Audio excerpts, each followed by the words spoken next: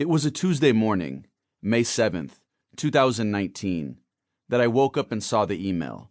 LOI was the subject line. Letter of intent. I took a deep breath and clicked on the attachment. It was what we call a term sheet, laying out the basics of the deal. A $600 to $700 million all-cash offer to negotiate the sale of our company, Grupo Zap Viva Real. Flashback 1 year. We had spent the entire first half of 2018 trying to raise money, and had completely failed. We had landed meetings with two highly respected investors, Warburg Pincus and General Atlantic, but didn't get far with either.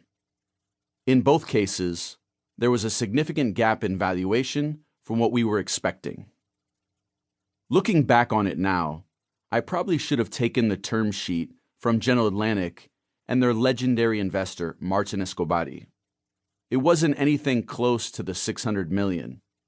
In fact, it valued our company at a significant down round.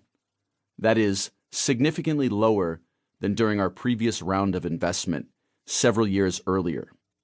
But if we had taken that capital from GA, maybe we could have reignited growth earlier, which would have given us more options and allowed us to sell the business at a much higher price in the future or keep operating and do an IPO in the US. There was no way to know. And in the end, what's done is done. That's the name of the game in entrepreneurship. You can't live with regrets, you just have to keep going. During the process of fundraising post-merger, my sense was that the company was worth at least twice as much as what was being offered.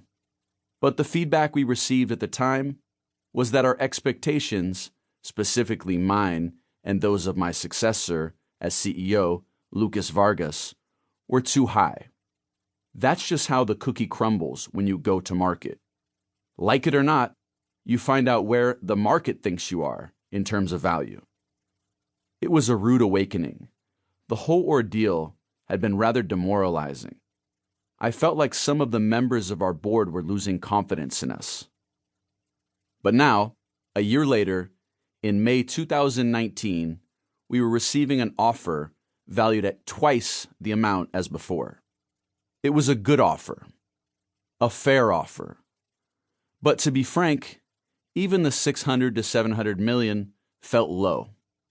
Once again, it didn't meet my expectations, as well as the expectations of many of our existing investors. I knew that several of these individuals would make zero profit on the transaction. They were poised to just break even, meaning get their money back, but nothing more.